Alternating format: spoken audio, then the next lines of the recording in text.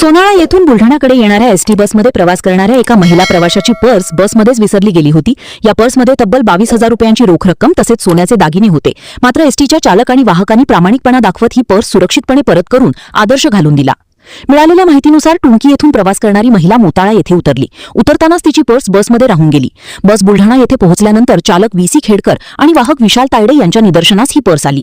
पर्समध्ये 22,000 रुपयांची रोख रक्कम आणि सोन्याचे दागिने असल्याचे आढळून आले। दोन्ही कर्मचाऱ्यांनी कोणताही मोह न बाळगता पर्स बुलढाणा बस स्थानक प्रमुखांकडे सुपूर्द केली। दरम्यान पर्स हरवल्याचे लक्षात येताच संबंधित महिलेने बुलढाणा बस स्थानक गाठले। तिची ओळख पडताळून पोलीस कर्मचाऱ्यांच्या उपस्थितीत पर्समधील सर्व साहित्यांसह पर्स तिच्या ताब्यात देण्यात आली। एसटी चालक व्हीसी खेडकर आणि वाहक विशाल तायडे यांनी दाखविलेल्या प्रामाणिकपणाचे सर्वत्र कौतुक होत असून त्यांच्या या कृतीमुळे एसटी महामंडळाची विश्वासार्हता अधिक बळकट झाल्याची भावना व्यक्त केली जात आहे। आज आपल्या गाडीमध्ये मी 49 दिवशी सोनाळा ते बुलढाणा घेऊन येत असताना टुंकीमधून एक महिला प्रवासी आपल्या गाडीमध्ये बसल्या। त्यांना मोताळा उतरायचं होतं, तर त्यांची बरंच आपल्या गाडीमध्ये राहिली होती। त्याच्यामध्ये त्यांचे काही पैसे आणि गोल्ड होतं, ते आपण बुलढाण्याच्या बस स्टँडला येऊन साहेबाकडे देऊन त्यांना परत